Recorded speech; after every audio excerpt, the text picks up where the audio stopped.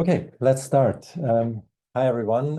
Welcome to our Q1 2025 EU Solar Markets webinar exclusively for members. We just want to take stock and look a little bit on what has happened in the last few months.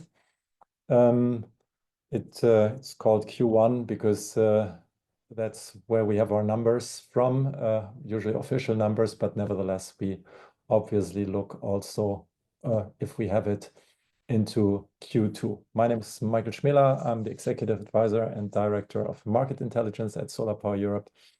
And I'm happy to be the host and moderator of this event. Just as a brief intro, I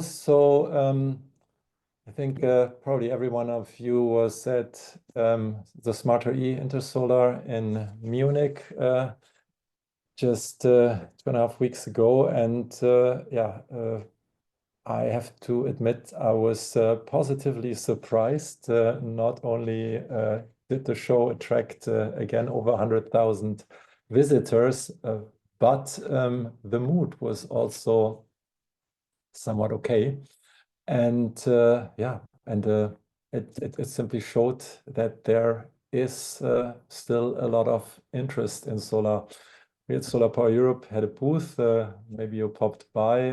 We launched a couple of reports, our global market outlook, our battery outlook, and participated in several events and had a lot of interesting interactions. That was good news. The challenges we also saw at that event were obviously these ones here. So I think I just took a few graphs from Julien Gemot, who's looking especially into prices and capture rates. And you can see here, that's from his latest newsletter, how he showed some numbers of in Belgium for capture for negative prices, and you could see that the number for 2025 were only going up. It was interesting to see. So in the right corner, you can see that in 2024 that the value of the negative hours reached minus 6,213. So if you add that up for 404 hours, or that's he calculated that was an average of 14 euros per megawatt hour. And this year we are close to that. So we are already at minus 5,119 for only half of that, 188 hours. And the average price is minus 27 euros per megawatt hour. So I think solar is having more and more of an impact, and flexibility is not there where we would like to have it be and where we need to have it be. You can also see one other graph he's showing, and that was quite interesting because we're following somewhat the California path, going from a duck curve to a canyon curve, where simply prices are going lower and the edges are getting more pronounced. So yeah, that's one of the challenges we're having. We're having several others. Again, the policy frameworks for flexibility are not there where we need them to be. The market is also challenging in a sense that prices are low, which is great for developers and integrators, but it's very challenging for manufacturers. And in the end, that also brings challenges to integrators, because that at very low prices, that has of course also a consequence on quality. So that's where we are. And that's why we're having this quarterly webinar to discuss what we're seeing in this market. But to the next slide, maybe. Just wanted to announce something new because so much is happening. We just want to come up also with another report where we put all these learnings that we're usually showing for Europe once in a year in our European market outlook. We also come up with a progress report for the coming year. We're not updating here our 5-year outlook, but at least we want to summarize what we're discussing in the quarterly webinars and what we're seeing in this report that will be published. Is not very clear. End of June or in July. We're just working on it first time. So yeah, we have 90 minutes, and so we have with us we have a nice program. It's structured similarly like in the past. So first, my colleague Jonathan from the Market Intel team, I'm happy to have him back after his long world trip, takes over again and gives an overview on the EU27 market update. Then another colleague, Arthur, from the policy team will share the latest on the policy updates. As usual, we have a leading market research analyst with us, and this time it's Vegard Folset from Rystad. He will give an overview on the drivers and barriers he's seeing in the European solar market. And then we have also, as usual, two national associations talking about their markets. Due to the recent blackout, we invited not only this because of that, but this is obviously very interesting and topical. We have Cristina Torres with us from UNEF. And next slide, and Ronan Power from Solar Island. First time Island is represented here in this webinar. And then we should have around half an hour for the panel discussions. So please, if you have any questions, write them down. I will synthesize them, bring them in order, and discuss then these questions with the panel. That brings me to our first speaker. Jonathan, the floor is yours. Thank you, Michael. And hello, everyone. We have quite a lot of content to go through today, so we'll try to keep it structured but quick. As always, you'll get the slides and the recording afterwards. And if you have any other questions, you all have my email address normally. So let's get started. As for those of you who are frequently in the quarterly webinars, we always start with this type of weather update. We focus on the top 6 markets because what is happening there is the most relevant for the EU27, as they will cover, let's say, 2/3 roughly of the installation in 2025. And for now, for this edition, we also made an overview of what we predicted in the past for 2024 and what the official data today is showing. And I highlighted here 3 countries in red and green, where we see Germany underperformed what we said 2-3 months ago, based on the global market outlook data we researched back then, and Poland as well. The Netherlands then overperformed, but if you look at the weather updates that we give for 2025, you see quite some clouds. So we have clouds in Germany because of a decreasing rooftop market. We'll go into detail later. We have clouds in Spain because of a lower than expected utility scale market. In Poland, because the installations for utility were also lower in Q1 than expected. And in the Netherlands, because there's still some regulatory uncertainty and changes are being made for rooftop market as well. But then on the bright side, Italy and France are sunny. Italy, because we see some nice developments from the uncertainty that we flagged earlier regarding to acceleration areas or other laws. And in France, we see a very good first quarter and also some nice support coming online, but with a side note that there are some major changes happening that might affect the market negatively as well. So on the right, you see the graph we took from the global market global market outlook for solar power, focusing on the EU27 there. Then let's get into the country-specific highlights. As always, we'll start with Germany. Looking at the quarterly installations here, we split them up between the segments residential to utility. Below 10 kilowatt residential market you see is reaching a record low in this Q1 after 2 very, very good years. Commercial then also a big decrease, and in industrial and utility it's good. So these segments are still going strong.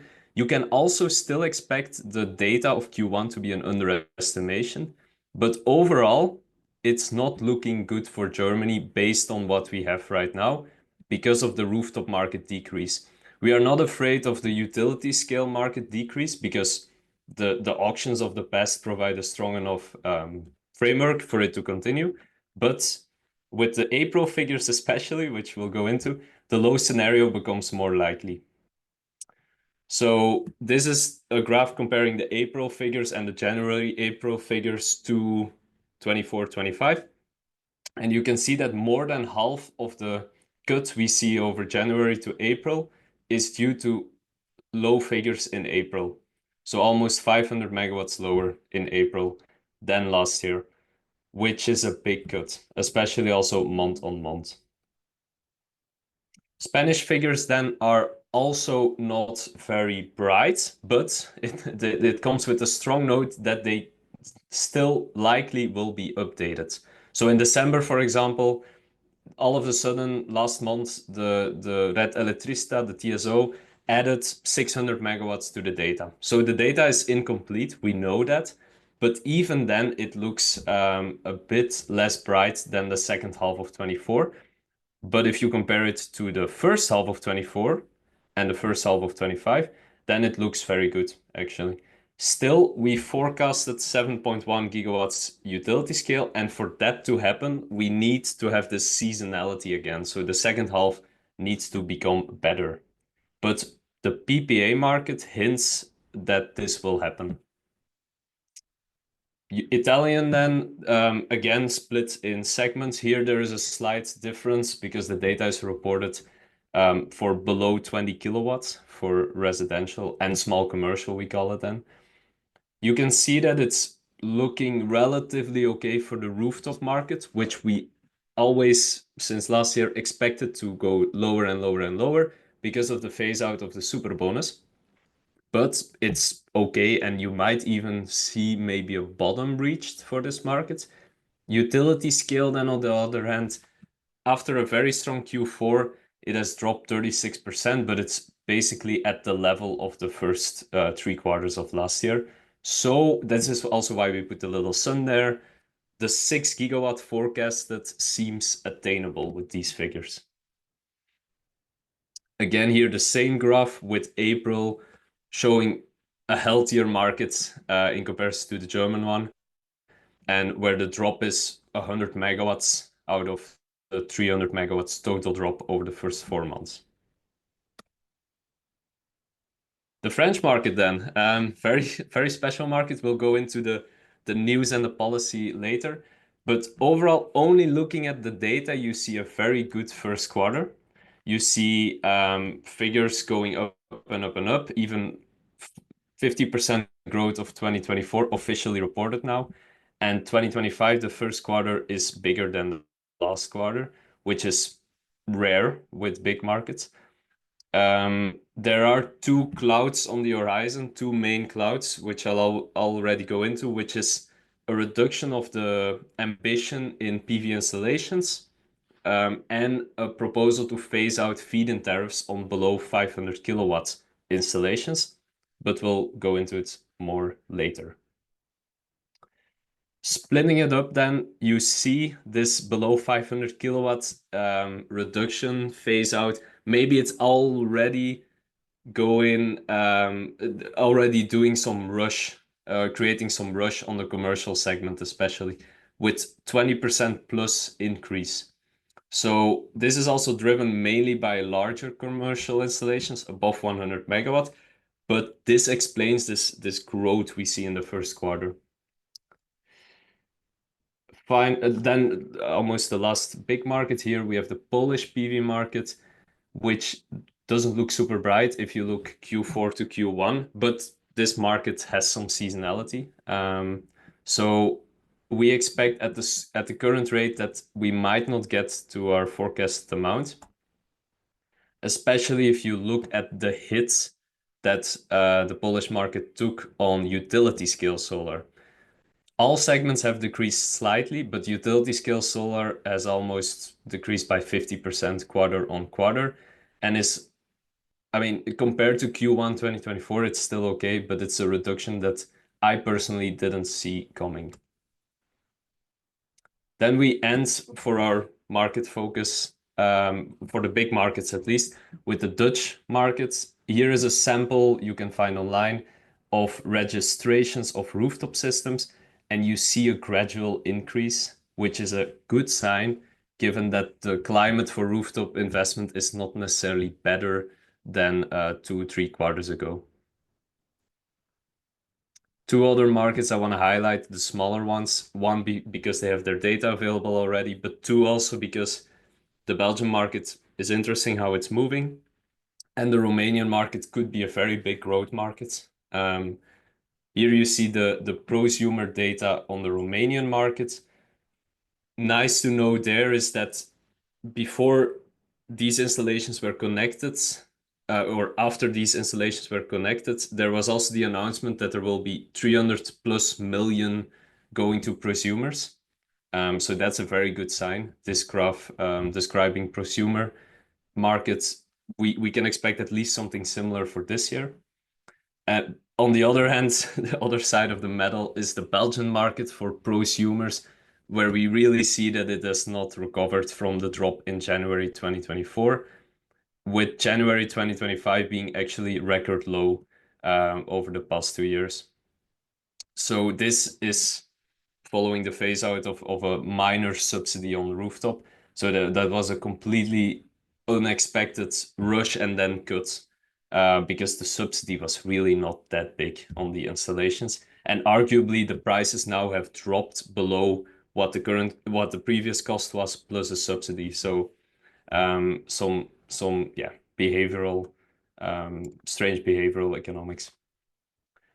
But let's then go to a very dense couple of slides on the main news on drivers and challenges of the main EU27 markets. So we'll go month by month for the past 4 or 5 months. Starting with Germany, we see a solar glass manufacturing reducing the staff working time. So that's a company update that's a bit unhealthy. In green, we see in February that there was a tender which allocated 2.15 gigawatts. What's interesting about this tender is that it's the first time since 2019 that you went below 5 cents per kilowatt hour for prices. So it's getting really low. In the same month, Germany also changed solar compensation rules for negative prices. Very shortly, you will get a compensation for negative solar prices regarding your feed-in tariff if you have a smart meter. So that might mean more smart meter development in Germany, which on the long term would be a very healthy development, of course. SMA Solar then in March posted some operating losses, and Alios Solar closed down. In Spain, February, we saw this renewable hydrogen clusters going ahead with 1.2 billion euros in funding from Spain, from the EU funds. And in March, we see also money given to a Sunwave, an ingot and wafer factory, and the approval from the EU of a 700 million energy storage support plan.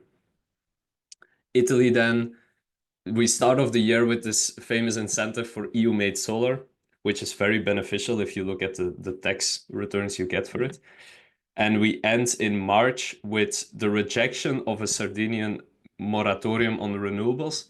This moratorium already expired, but it's a nice signal to the regional government that you cannot just put a moratorium on renewable development. That's not in line with the Italian and with the EU targets.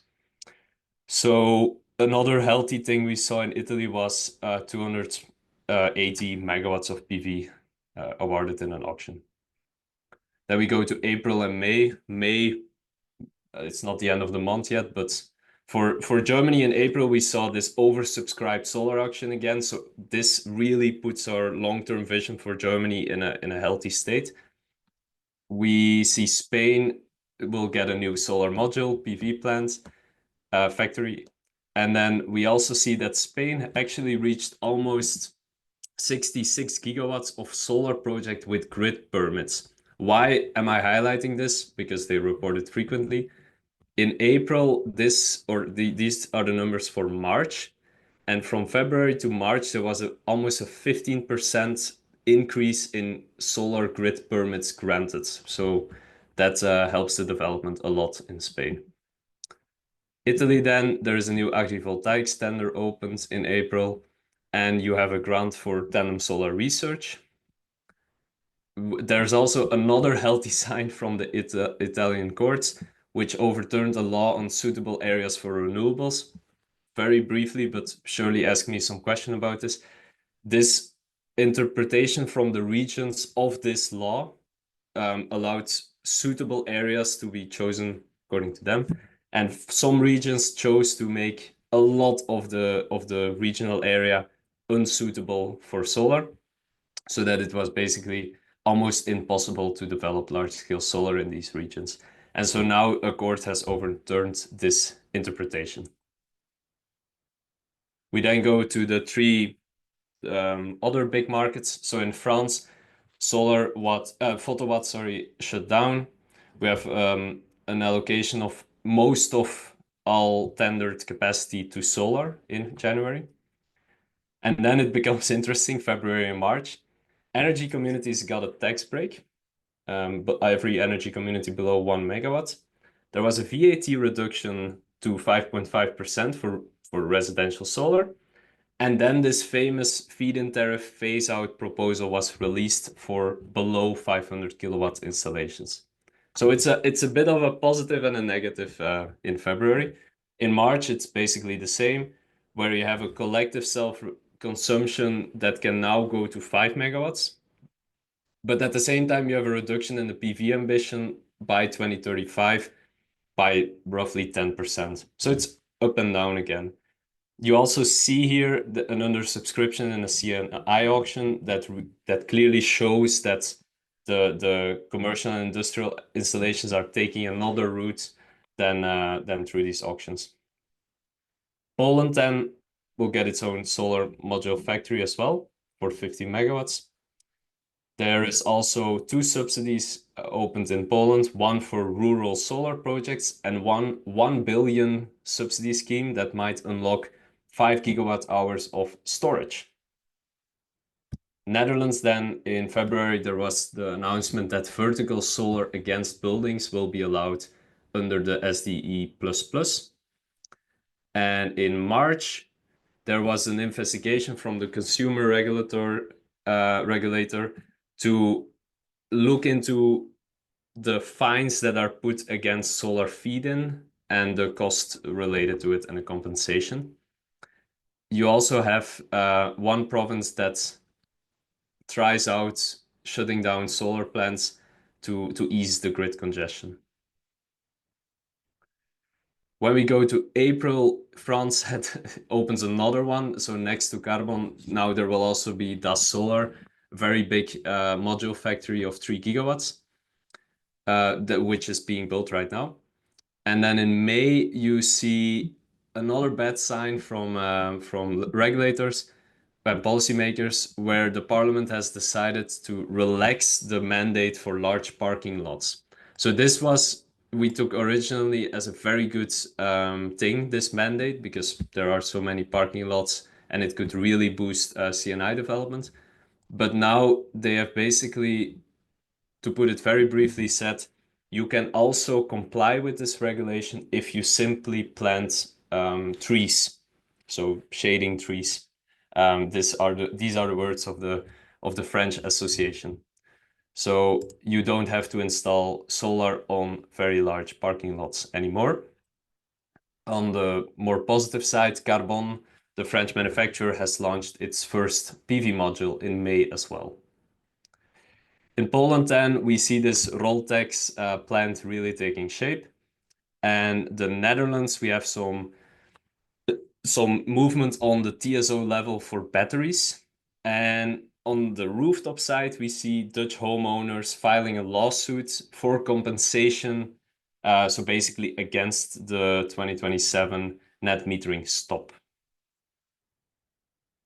If we go then to prices as a driver for the EU market, we like to look at European wholesale prices. And we have this trusted index from PV Exchange for this. There are 5 factors that I would highlight for the price developments. You see, first of all, in December, it dips and then it slightly goes up.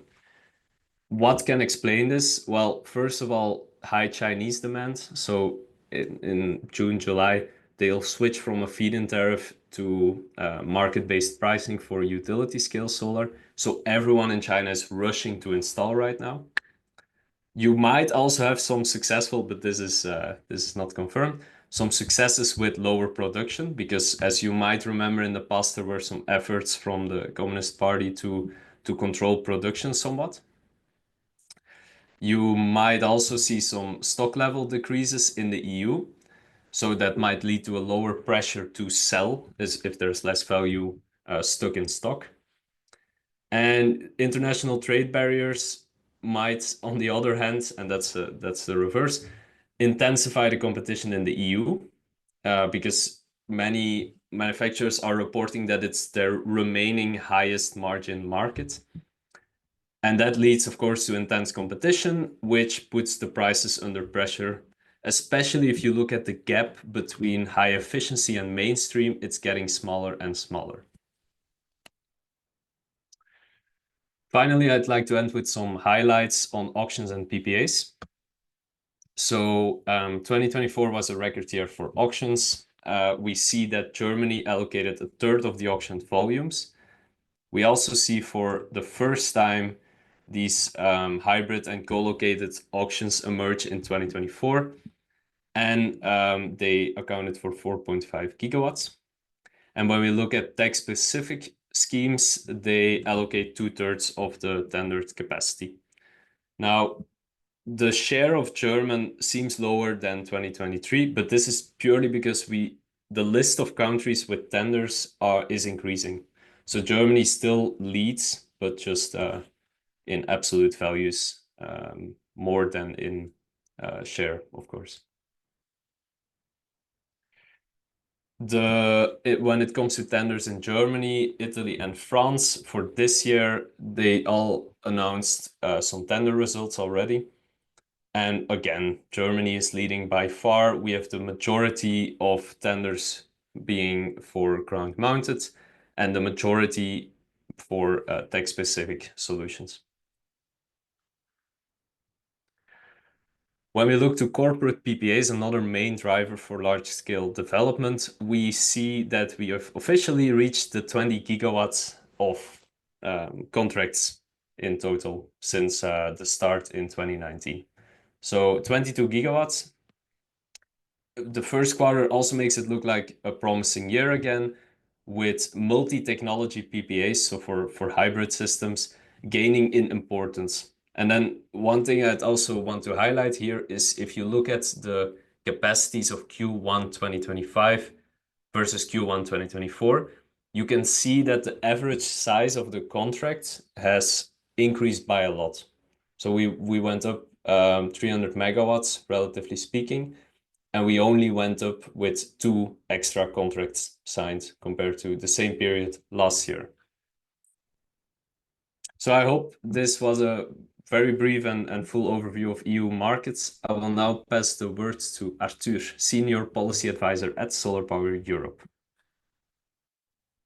Yes, thank you very much, Jonathan. I hope you can hear me well. Nice to be here. Thank you very much. I'll take control of the slides. So, yeah.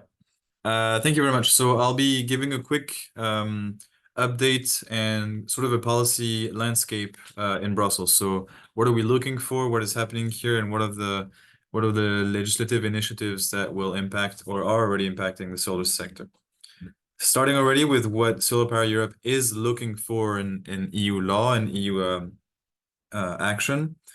It's boosting demand and supply for a resilient and EU-made solar market.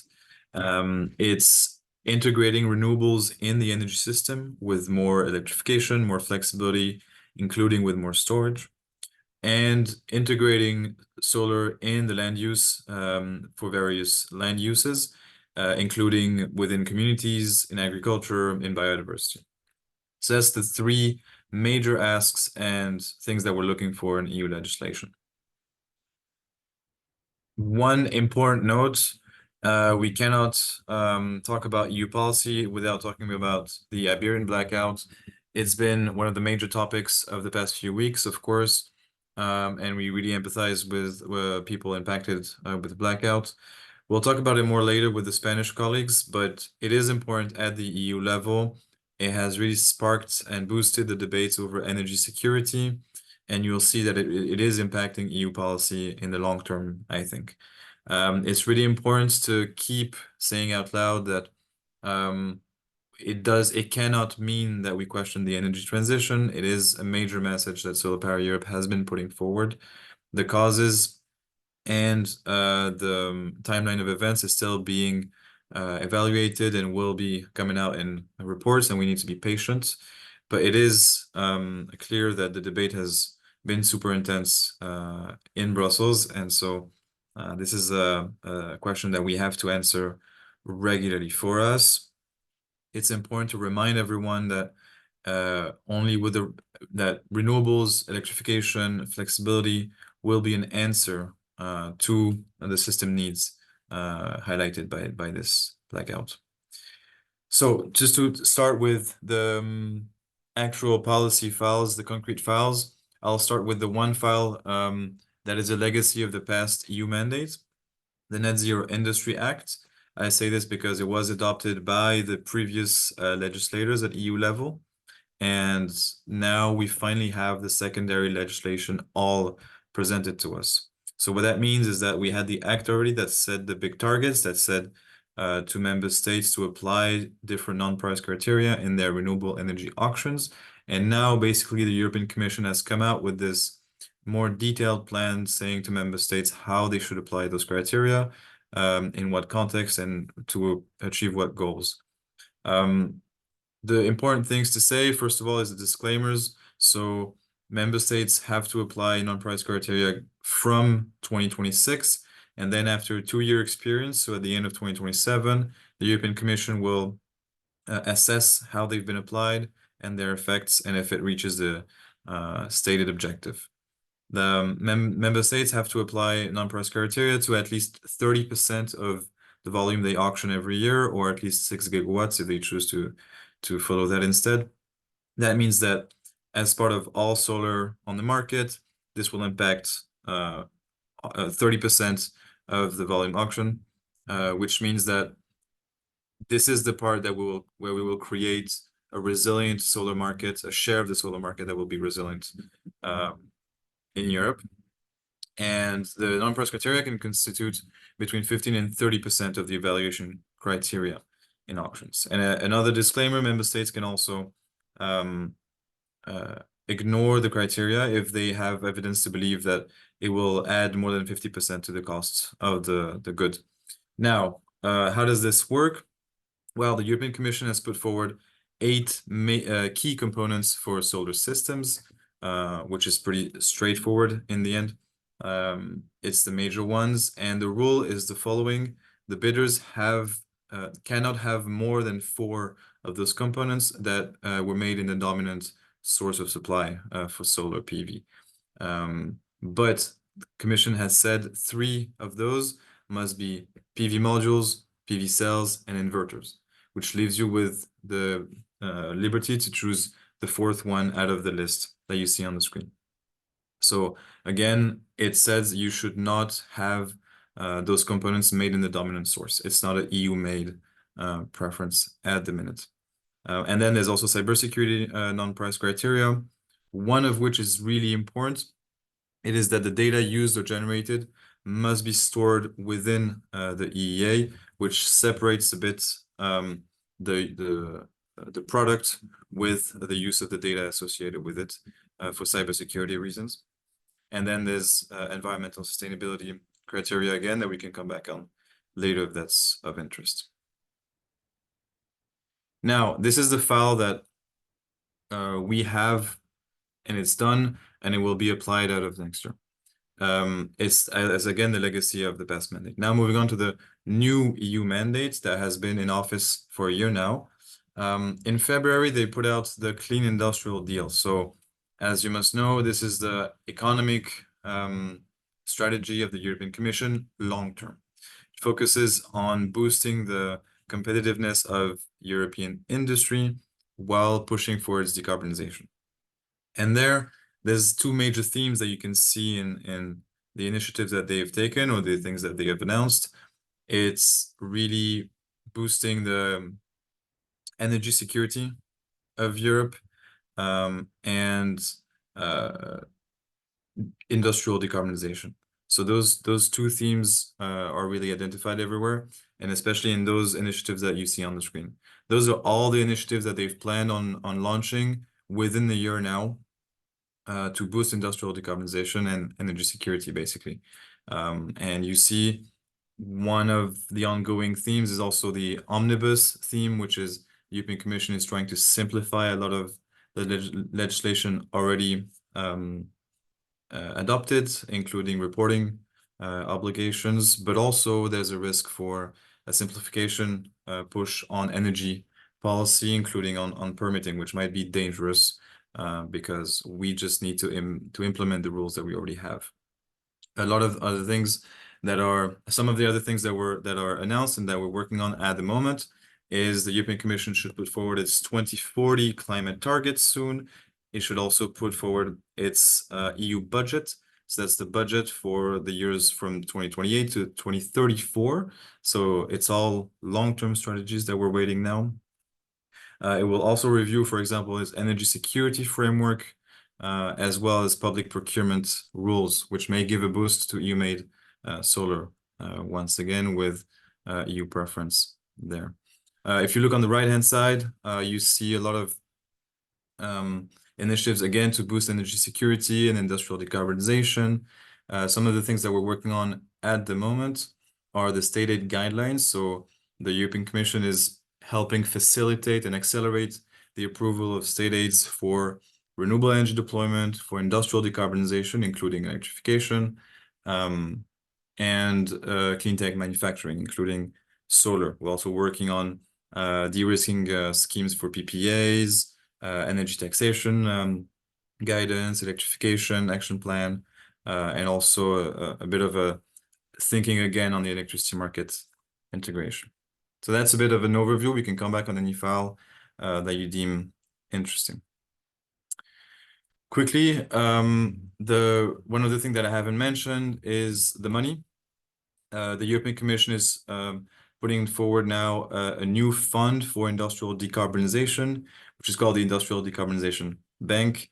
It's just a regular fund that awards some fund for industry that is willing to decarbonize. Very interesting for us is that now there's the design of the pilot auction, the first auction, and it's really focused on industrial decarbonization, direct electrification. And it has not been clear in the past that this was a priority of the European Commission. Now it's clear we have a fund with, at least for this pilot auction, 1 billion euros dedicated to direct electrification. And so this will also create some good demand for solar. That was all for the European Commission, so a lot of the legislative files. But now we're also working with the European Parliament and the European Council so that they push also the Commission to act and adopt new legislation in favor of renewables, electrification, and flexibility, including this. So the European Parliament will adopt very soon a resolution on the Clean Industrial Deal, so on the whole sort of economic doctrine of the EU. And very interestingly, there's two things I want to highlight. The European Parliament is calling for additional funding and an action plan for clean tech manufacturing. Again, that includes solar manufacturing in the EU. And second, it is calling for an EU strategy on energy flexibility with a focus on demand response and storage. So those things are new, and they're putting a pressure on the European Commission to act and be a bit more acting in a bit of an emergency mode on those topics now. This will be adopted very soon. And last of all, again, I said there was a big push on energy security. It is very true in the council. So energy ministers will meet on the 16th of July, on 16th of June, sorry, and they will adopt conclusions on energy security. What it does is, again, it sets a bit of a doctrine long-term of what energy security should mean for Europe, what the Commission should do to reform it in the near future. And what it says is very important and very good for us, in the sense that it says that deploying clean and domestic energy with energy efficiency will lower the costs, reduce the volatility, reduce dependence, which is very good for our energy security. So renewables are a bit more understood now in the picture of energy security, which is very good.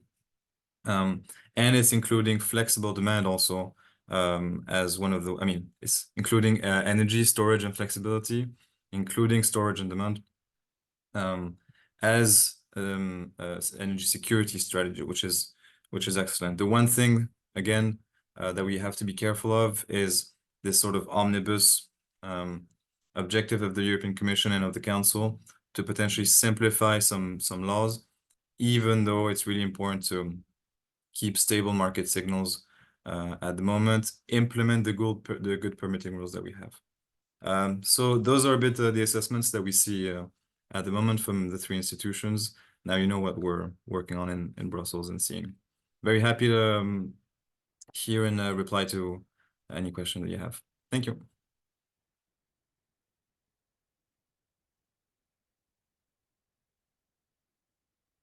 Yeah, we'll give the floor now to Vegard. Thank you very much. Thank you, Arthur. So hi everyone, my name is Vegard. So I will be presenting the overview of drivers and barriers in the European solar market. So thank you so much for tuning in.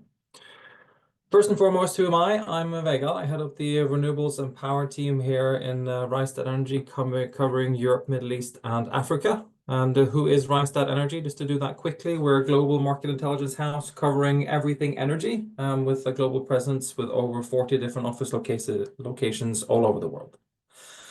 Now, I just want to contextualize what we do in the company, because I think that puts a good framework of how we think about when we look on the current growth alignments that we see in the solar sector.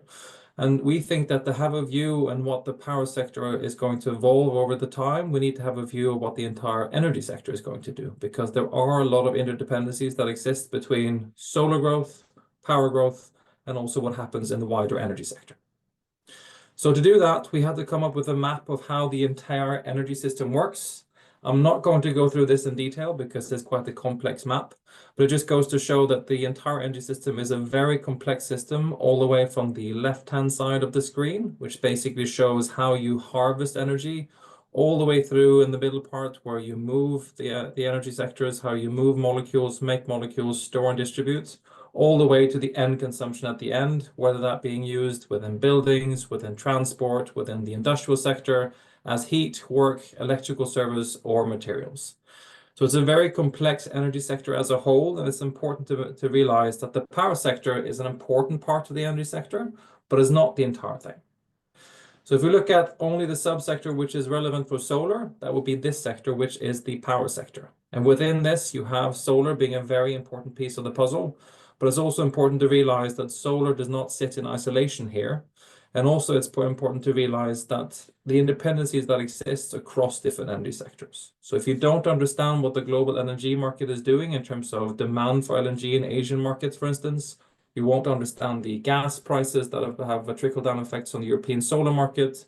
And as such, you want to understand the economics for how you will deploy solar in the European market as a whole. Now, going one step deeper, what is the European power market and how we think about that as a region as well? You can see that the European power market is not just one big block that you can consider in the same framework as one big power market, because it's a very complex energy system. So here on the left-hand side, you have all of the utility scale power producing assets in Europe at the moment. And if you combine that with everything that's currently in the pipeline of projects wanting to connect, there's over 100,000 scale projects here in the database, which goes to show there's a very big complexity in terms of the growth of the sector here. And if you look on the right-hand side, you then see the generation share of some of the top countries, indicating that even though Europe is very much thought of as one block, and the European Commission thinks of Europe as one block, all these individual countries, and there's over 30 different power markets here, have different pathways and different incentives to decarbonize their power sector. So thinking of the framework of what France is going to be doing with their power sector is completely different from what, for instance, Germany will be doing, who has the biggest share of coal in the power mix compared to Poland, compared to Norway, compared to Sweden, for instance. So it's important to realize that there's different frameworks and also then different starting points for that decarbonization journey for those individual countries. That's also why we see different growth trajectories for solar in these individual markets. Now, what is currently happening in Europe in terms of deployment of renewables? And it's good to put into context because we hear a lot of stories about solar growth slowing down, but for all intents and purposes, we are growing a tremendous amount of solar into the grid currently in Europe. In 2025 in Europe, so that includes EU and all the other countries, we've installed more than 70 gigawatts of capacity in 2025 or in 2024, and the expectation this is going to grow in 2025, although not going to be growing by much. Our latest estimate is a growth of about 3%, which is primarily driven by the utility scale, which I'll get a bit back to, which is very much funded with based on the auctions that have successfully been done, for instance, in Germany. But we are seeing a contraction of the rooftop market, which is happening in Europe at the moment. However, these numbers are far outcompeting every other energy source, which is important to take into consideration. So if you compare here to onshore wind and offshore wind, we are installing a tremendous much more capacity of solar than we are of both onshore wind and of offshore wind. Now, another key aspect which is important is also then the growth of generation, because that's really what's interesting when it comes to the growth of solar. Capacity is one thing, but generation is, of course, the end game of what we want to consume here. And what we've seen so far this year in Europe is an extreme growth in many different countries in terms of the relative numbers for generation share. So we see, for instance, a 30% year-on-year growth in Q1 growth solar generation in Germany, 33% in France, for instance, 42% in the United Kingdom, and the rest of Europe outside these top countries, a 30% growth in terms of Q1 generation share for in 2025. So a tremendous growth storyline, not just in capacity, but also then in total generation share, how much solar is contributing to the European grid as a whole. Now, this has some side effects, which I think a lot of people are already discussing and feeling quite strongly. One of them is the revenue challenges that's currently then occurring, both across for solar, but also for wind. That's important to note. Here it's visualized in terms of capture rates. Capture rates is an estimated received percentage of prices as a percentage of monthly spot prices. So that means if you're exposed to the spot prices, due to the fact that you have zero marginal cost when you produce, if you reach a certain share of generation in certain markets, you will be producing electricity at those low price hours in the day. This has already happened and been a historical thing for onshore wind, and has quite accelerated for some key markets, such as the Nordics and Finland, where the relative share of onshore wind is quite high. But for solar, this is accelerating at a tremendous pace because we're installing so much solar compared to how much we already have in the grid. So the cannibalization effect is accelerating very, very rapidly. So here it's displayed for some key markets in Europe, where we see that the solar PV capture rates has basically gone from hovering around 80–90%. In 2023, they suddenly dipped down to less than 70%, and people started getting a bit worried. Last year, it got a lot worse, with some key markets reaching as low as 40% in terms of monthly capture rates. And so far this year, the trend has not been positive in terms of capture rates. So if we take one key example here, for instance, for Germany, we can see how this trend has evolved over time in terms of the annual additions for capture rates. So here, each different line represents one individual year. And this is the numbers we've seen so far for January and February for capture rates in Germany. This is the number I presented in March. We saw capture rates already in February, reaching as low as 86%. And if you then include the numbers for March and for April, the trend is unfortunately not very positive in terms of the relative cannibalization that we're seeing, which has occurred already in Germany at the moment. So this is one of the key challenges we see in the markets for solar in Europe at the moment, is that the relative share of solar is getting so high, and we don't have the necessary flexibility or best batteries deployed to kind of offset that cannibalization, which is currently happening. Now, how is this going to progress into the future? If we look at then the forecast by our estimates in terms of how much solar is going to be growing based on subsidized projects such as auctions or just in different regions, how much is the demand going to be growing, how much flexible demand is going to be growing, how much batteries is going to be growing, our estimates is this is only going to get worse before it gets better. Because unfortunately we are installing, or you could say positively, we're installing still a tremendous amount of solar, but we're not installing enough flexibility or demand side response to kind of to offset this effect that's currently happening. This will get better after 2030, but our expectation is that this will only get worse before it gets better by 2030. Now, what does this mean in terms of installation numbers? From our estimates, this is our own internal view from Rystad Energy. We do think this means that the entire solar industry will grow, but at quite muted numbers here. So for our estimates, utility scale solar will be growing from 24 to 28. However, the rooftop segments will contract a certain amount to offset quite a lot of this growth. So we'll still see a tremendous amount of capacity additions every single year, hovering around 70 gigawatts. But we won't expect a continuous 30 to 40% growth that we saw, for instance, in 2023, based on these structural issues that's currently happening now in Europe. Now, that was the negative news. The positive news is that this is opening up a lot of potential revenue streams for people that are able to capitalize on this volatility. One simple metric to look at in terms of the potential upside here is just to take the day ahead potential. So basically look at what is the maximum minus the minimum price hour for every single market, for every single day for a year. So here is done for 2024, for instance, and then average that out. So that means if you charge during the lowest price hour and discharge during the highest price hour, that price delta you will get on average for every single day of the year in 2024 is in some of these top countries more than 150 euros per megawatt hour. And with the recent cost reductions we've seen for batteries, this indicates that a lot of these markets already now, with the current level of volatility, can make a relatively good return in these top markets based on the current costs and the revenue streams just by playing in the day-ahead markets.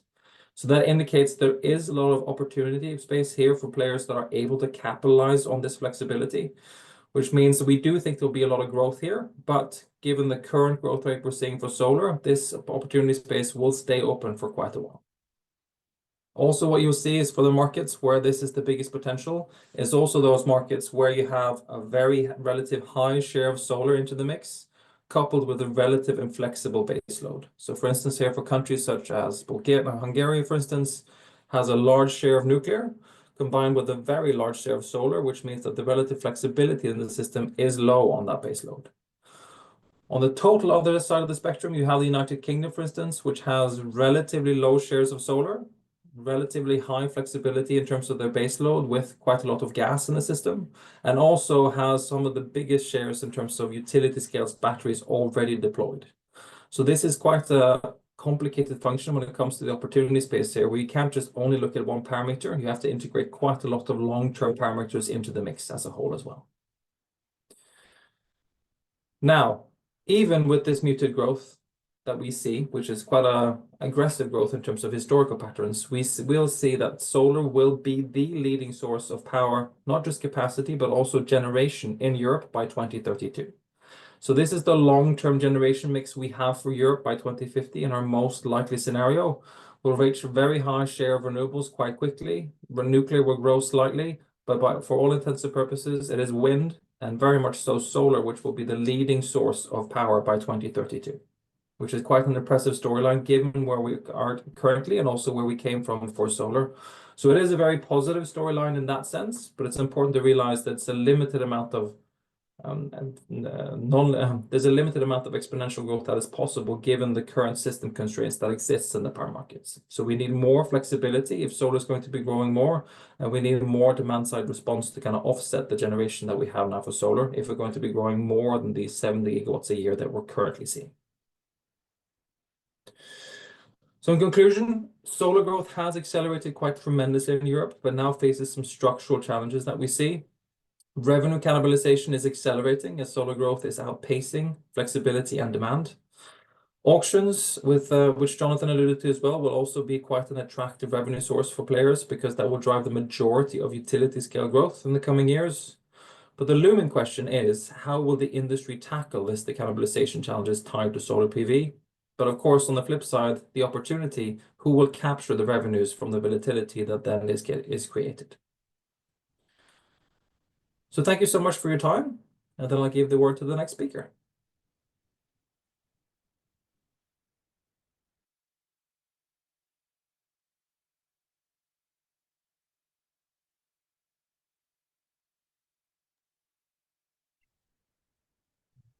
Hi, everybody. So much to Solar Power Europe for inviting you to this webinar. I would like to focus on the Spanish market.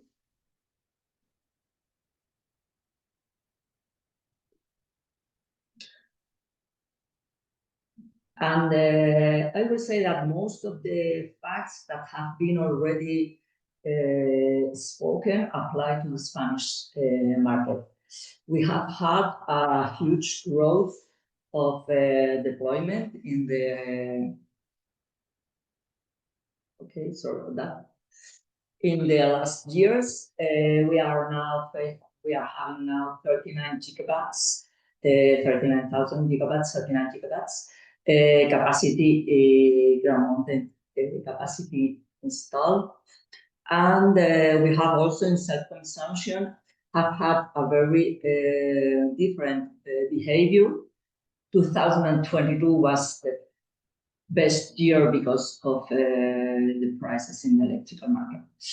That's because we have had land and we have sun in Spain, so that's nothing new. However, we still are facing some challenges that, well, I will say most of them have been already speaking about. We are facing challenges of administrative procedures. We are facing challenges related to social acceptance, and this is kind of a never-ending problem. I mean, every year we speak about challenges, social acceptance is there. We are facing problems of grid integration, price cannibalization, and variety, an inadequate market system, and capital cost increase and inflation. And what we need to solve those problems, it's in terms of administrative procedures, we need rationalization and digitalization, and we need, in terms of grid integration, we need to increase investments in infrastructures, in storage, in hydrogen, and electrification. And related to the price, we need auctions, as it's been already said, we need stable periodicity for the auctions and volumes. So those are the Spanish capture price. That's what has been happening in the last years and what has been happening in the first months of 2025.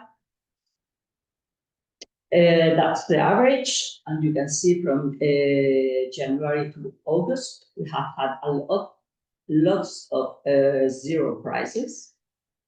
And that's the increase of negative or 0 hours in the Spanish market in 2025. We start later, but with a deeper trend than 2024. And it may be not structural in some cases because we speak about rain and hydroelectricity, but negative prices it's a structural problem because added to the 39 gigawatts that we have already installed, we have also, as it's been said by Jonathan, 65 gigawatts in the pipeline. So this problem, it's becoming a huge problem. What solutions we have? Auctions and PPAs, of course. Auctions, I will say right now that we have a problem with auctions in Spain. Jonathan has set up a slide with auctions in 2024 and 2025. Spain was not there. We haven't had auctions since 2022. And that's a problem. I think that also related to our regulated market and the solar market, what we are facing in Spain, it's also a political problem because we have had a lot of public consultation and we have had very few changes in regulations. So we need options with those conditions and we need PPAs. It's true that market driver PPAs have been the market driver in the last year. It's not what we expect from the future because the negative prices are not giving the investors the right price to invest, and off-takers are not willing to sign. So we need two very important things. We need electrification. We need to progress in decarbonization. Our fossil fuel for 2019 to 2022 remains at the same level. We are not achieving decarbonization of the final energy consumption, and that's a huge problem for the Spanish sector. We need investment in infrastructure. We need grid integration. We need grid following, from grid following to grid forming, because this will solve some of our problems. We need also storage. That's our main need at the moment. We need, in the short term, we need storage to avoid the dark pool, and we need storage to give investors the proper signal. If not, most of the projects that are in the pipeline will not be developed, and that's going to be a problem for the Spanish solar sector. The main barriers that we have to storage deployment, I will speak right now of the regulatory change framework that we are not seeing in Spain. And the main barriers is that the substantive organ change when hybridization and in storage to generation modules. We need to restart of permitting processes when constructions, administrative authorization construction in hybridations. We do add the installed power of the storage, which is installed in DC. Impossibility of demand permit obtention for hybridization, sharing evacuation structure. That's one of the main problems because more than one consumer cannot connect to the same position in the transmission grid. We need demand access competition to add the storage that consumes from the grid. And we need demand access requests for generation in transmission not reserved for competition. Those are the main barriers that we are facing. Obligation to undergo a new environmental assessments, exemption from environmental processes, and declaration of public utility. All those barriers are producing that our our electrical system market has had a huge growth in generation, but demand is not following. Related to social acceptance, the main concerns are related to misinformation uses, land concerns, false claim of agricultural land laws, NIMBY attitudes based on the landscape concerns and environmental needs. And the forces behind this opposition are competing interests for land use, large agribusiness companies, political factors, and regional hotspots. We have specific conflicts in regions, for example, in La Rioja with wine culture, or Asturias with ganaderías.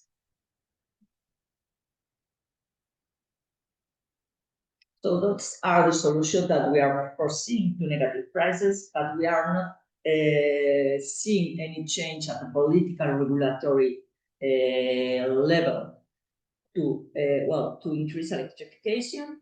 It's true that we are changing the infrastructure. We have an increased investment. We need increased investment in infrastructure, and that's been addressed. We need storage and hydrogen, and we need more storage than we have, and we need to, as I said, eliminate the barriers, and we need flexibility mechanisms. For us, for Spain, photovoltaics will be the cheapest renewable energy source. It will be the reigning renewable energy technology. However, we are still facing social and technological challenges. Storage and grid forming are the two technologies that are essential to overcome the current technological challenge. And these technologies have already proven to be viable.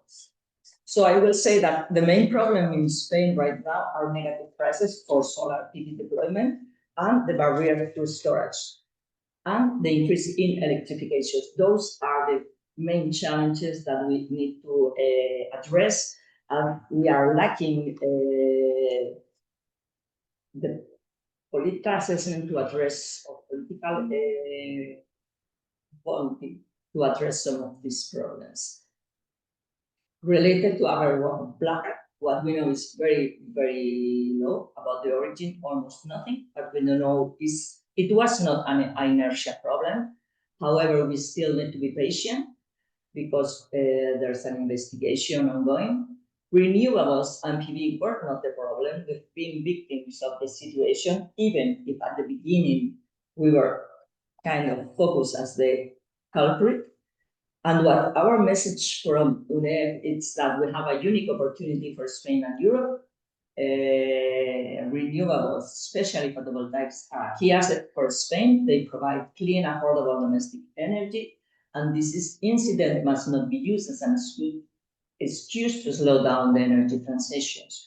We must see this as an opportunity. These incidents also remind us of the urgent need to enhance system flexibility and stability by accelerating the deployment of storage, both standalone and hybrid, increasing interconnections and promoting grid-forming technologies. This allows renewable installation not only to follow grid frequency, but also in the event of a disturbance to help set a new stable frequency. And that's all for us.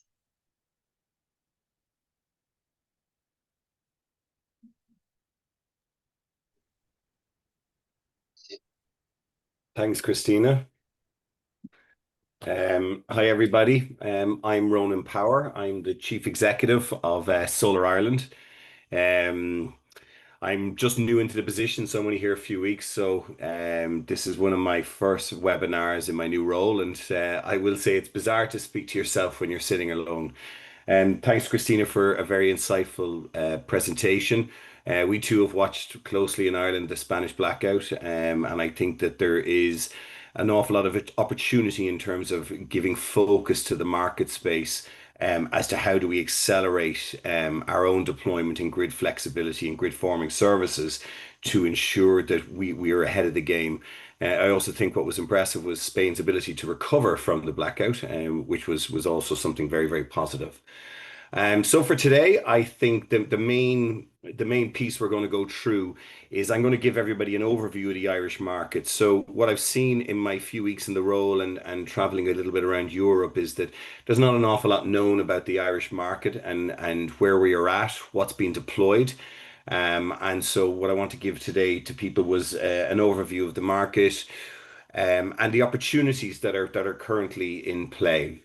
So over the last number of years, we've gone from a niche market in terms of our own deploying of renewable energies, and we're now seen very, very much mainstream and recognized as such with our government in terms of our contribution towards our climate action plan, which is looking for solar to deploy 8 gigawatts by 2030.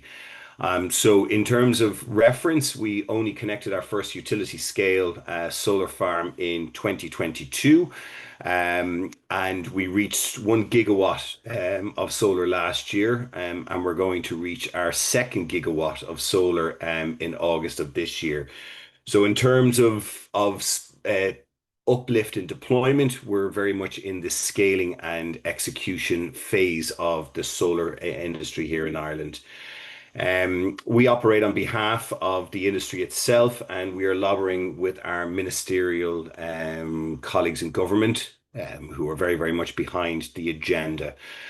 So at the moment, we have approximately 25 gigawatts of solar in pre-planning and planning, with about 2.3 currently in construction.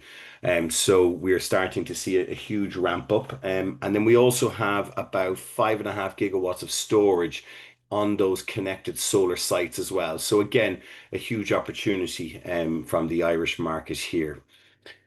So moving on, so our market has grown significantly over the last couple of years. And so what I wanted to give you guys was a view of the market segments here. So although utility scale is the largest amount, we have a very buoyant residential solar market here, which has increased significantly over the last few years, where we have about 0.5 gigawatt of residential solar connected, and no signs of that lightening up anytime soon. So we're expecting to see about 1.5 gigawatts by our 2030 targets, along with approximately about 5 to 6 gigawatts of connected utility scale. We've seen some regulatory changes in the market, which has actually accelerated all of this. So we've seen removal of our planning on our rooftop space. So both commercial and industrial and residential solar now no longer has any planning. And we've seen our DNO accelerate in terms of our ability to connect behind the meter assets. It still remains relatively challenging to get our utility scale grid projects connected.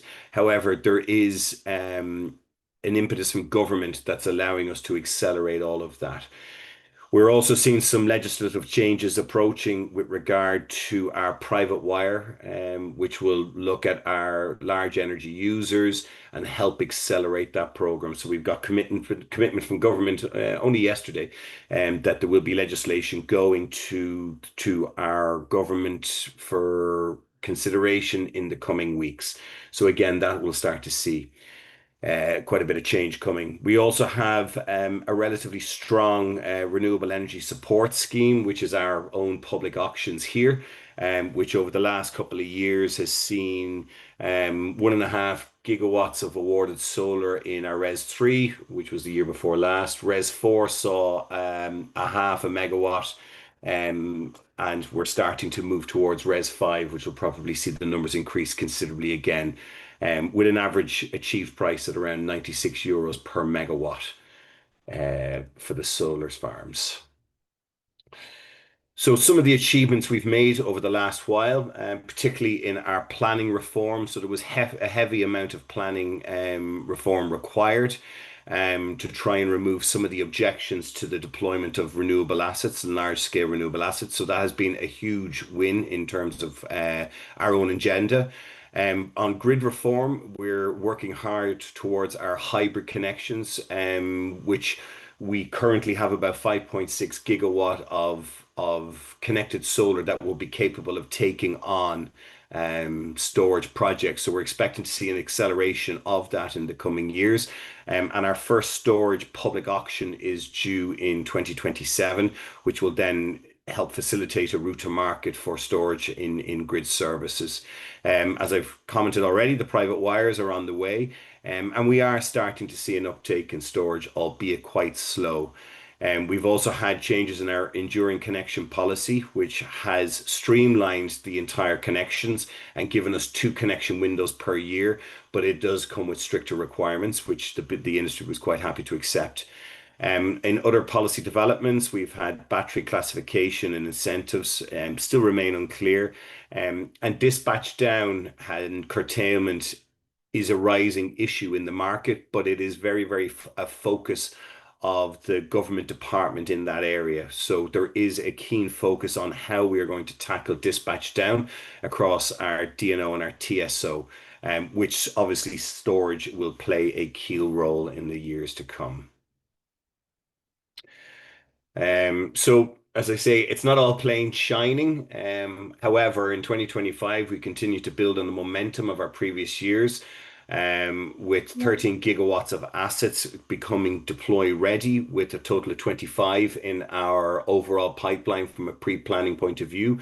So we are relatively trending towards a positive outcome on our 2030 targets of 8 gigawatts. We have also seen movement in the BESS market, as I previously stated, with 90 megawatts of project expected to connect through the course of this year, and our first public auction coming in 2027. We have seen planning delays with an average of 78 weeks in the planning system. We have challenges around our civils works, but again, there's a keen focus, and there was a meeting with our task force yesterday, which underpins the focus of government in terms of removing some of those blockages. We are seeing private wires moving forward, and hopefully that would unlock some capital investment from the private sector. As most of you would know, Ireland has a hefty data center and large energy user presence here, which is going to drive some of that private wire, and also a huge uplift in the corporate PPA market as these companies try to decarbonize. There has been delays in our hybrid connections, but again, we're starting to see some momentum there. Just conscious of time. So road opening and reinstate policies are evolving to support rooftop distributed solar. There is current barriers, but we are working towards those. In highlighting our own kind of view on some of the challenges with the blackout in Spain, Ireland has already deployed the world's largest synchronous compensator at our former Moneypoint coal plant, which will help in terms of the risks associated with some of the challenges of distributed generation. We have also purchased another 4, which are due for deployment in the coming years. There's 3 additional compensators. Sorry, 3, apologies. I said 4, are coming into Ireland in the coming years. The investment is part of the DS3 and our system services to ensure resilience as we reduce reliance on fossil generation. It's worth noting that last month, solar in Ireland actually out-generated against wind, which is ironic, seeing as next stop is America from here. But there was 5 days where Ireland exceeded our wind generation and had a significant contribution to our base load at a national level. Grid investment and capacity unlocking has to go hand in hand, which is continuing, and our DNO is investing heavily in the coming years. Rooftop and micro generation are continuing at pace, and will continue to contribute towards our overall targets. And government support is continuing with industry, and we see it as key to successful outcomes. And that is everything from me. Thank you, everybody.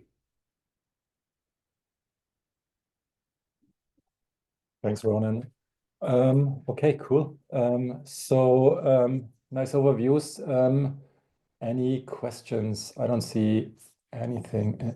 One question to raise that maybe from Miguel Herrero from PVCase. So how do decrease capture rates for solar improve the business case for battery storage projects providing arbitrage energy shifting services? Goes to you, Vegard. Thank you, Michael. So I think the reduced capture rates, of course, the one thing it can do is to increase the spread between the highest and the lowest price hours of the day. Of course, it's not a pure function of that, because there's the other elements to take into consideration. I mean, how low do you go? Low when you go for negative or zero prices? How high do you go? What limitations do you have to the marginal providers of power? So you have some extreme examples, such in Eastern and Southern Europe right now, where you have extreme shares of solar, but the high peak versus the low peak is extremely high because you have very high calls on very high cost marginal fluids, for instance, oil, because you don't have enough gas capacity, for instance. So it's not just as simple as a linear relationship between the capture rates and the opportunity space for batteries. But definitely it helps, but there's other elements there as well. So batteries can hopefully definitely have a positive effect on the cannibalization and the capture rates that we're seeing as well. Okay. Any other questions? I don't see anything. Otherwise, I'd be happy to take over. So maybe then let's follow up on Vegard with you maybe. So if you look at Arthur's list on what we are working on and seeing your rather muted somewhat outlook, so I think okay, so very low digits for the coming years. So what do you what would be the priority to fix actually and speed up things? From my point of view, it's very much the demand side response and flexibility that needs to be ramped up. I mean, I think there's no question about it. That needs to be ramped up quite severely. Also, flexibility in terms of interconnectors. So anything we can do there, will really help, because solar is turning out to be the cheapest source of energy. It just needs to be delivered at the time of the demand. Okay. Arthur, so what do you think are our easiest wins to get into that direction? Yeah, nothing very easy, I would say, but at least I would add to that the electrification angle, and that's been mentioned by UNEF as well. But we're only tapping into 23% of the energy demand with electricity. So yes, decarbonizing the electricity demand is one thing, but we can still triple that demand of electricity going into the energy demand. So there's still a long way to go. It's not like we're maxing out the solar capacity that the energy can intake. That's just really important for us, and the European Commission is working on it. And one thing where you can really help the old industry electrify while participating in flexibility and intaking a lot of renewables is, of course, with positive policies and support schemes that go in that sense.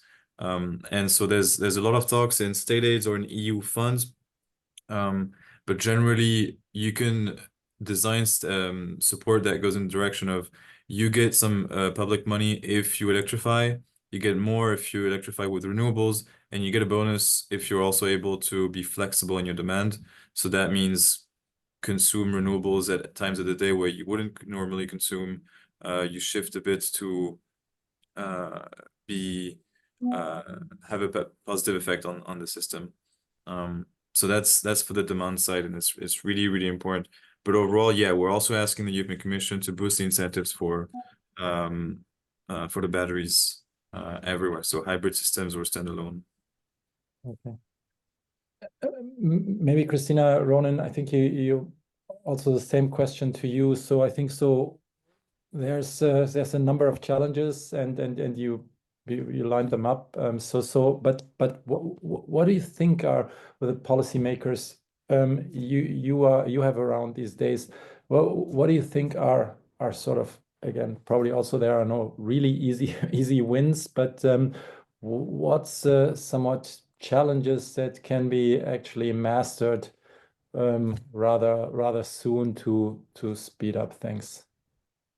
I think from our own point of view, and I agree with what Arthur just said, right? So in terms of grid flexibility services, demand side response, and load balancing, as we move towards more distributed power, I think is going to be key in order to allow grid infrastructure upgrades in the coming years, aligned to the net zero electrification strategy.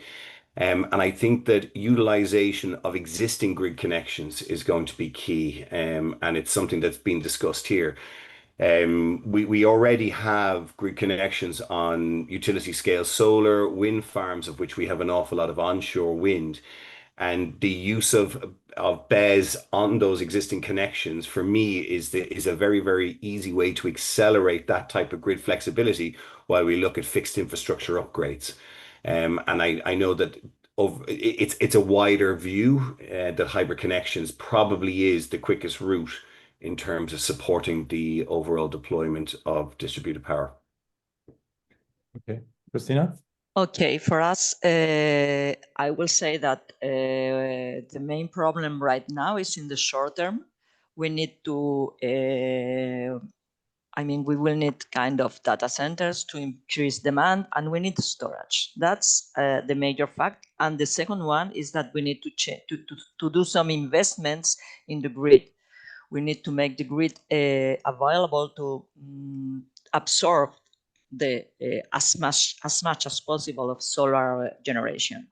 And what we are facing in Spain right now, as I've said, as our government has political issues to approve specific regulations because of the political situation in Spain. So that's a problem for a regulated market, I will say. But what we need is storage and infrastructure change in infrastructure. We need more money for more subsidies, more investment in the network. And we need investments in storage as well, I will say that. So when you look at the blackout, actually, I think perception was quickly that fall is on renewables, also solar. So how can we actually make sure that that we're not turning into the scapegoat, because there will be probably other things coming up,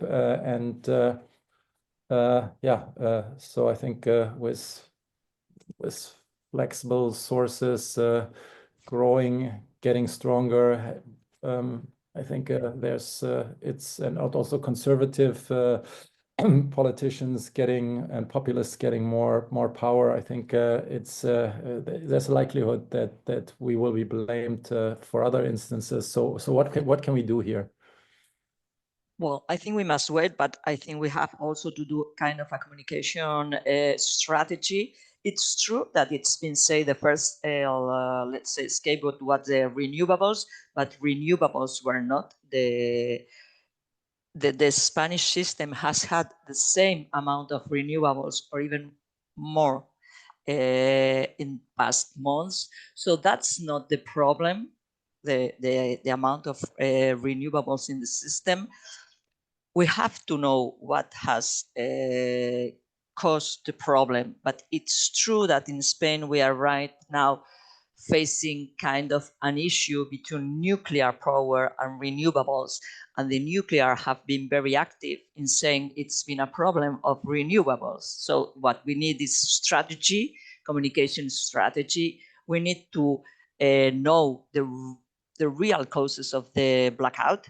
And well, we are sure at UNEF it's not been an inertia problem, as I have said, but we will have to wait for the moment, for the time being.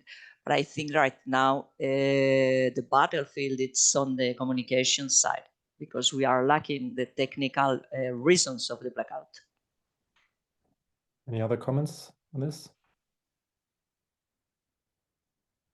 Maybe Vegard. So I think not as a lobbyist for solar, but as an observer, also covering other technologies.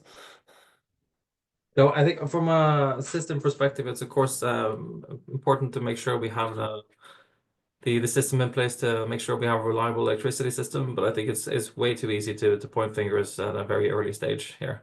So I think we just need to make sure that we're thinking longer term for our system viability. And there's many roads to this. So it's I think everyone's riding their own horse at the moment in terms of pinpointing the storyline that they want to, which of course is not the most ideal thing. So I think in terms of waiting with evaluation of what was the actual reasoning behind the issues, and that will be better to come up with a system for a result and an answer there rather than just shooting from the hip, which I think a lot of people have done.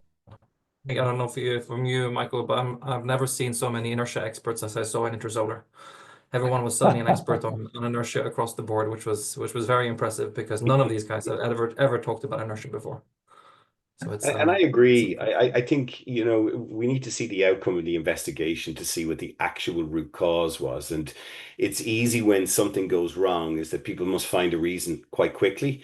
And rushing to a conclusion or jumping to a conclusion before we have all the facts at hand, it doesn't benefit anybody and doesn't necessarily contribute to solving the actual issue in the long term into the future. So yeah, I agree. At Intersolar, it was funny. It was the most talked about thing was inertia, and I was thinking, God, in all my years, I don't think I've ever talked about inertia before, and it was the only thing anybody was talking about. So it was quite interesting, and it was an awful lot of speculation, which is, I guess, fair considering the magnitude of the issue at hand.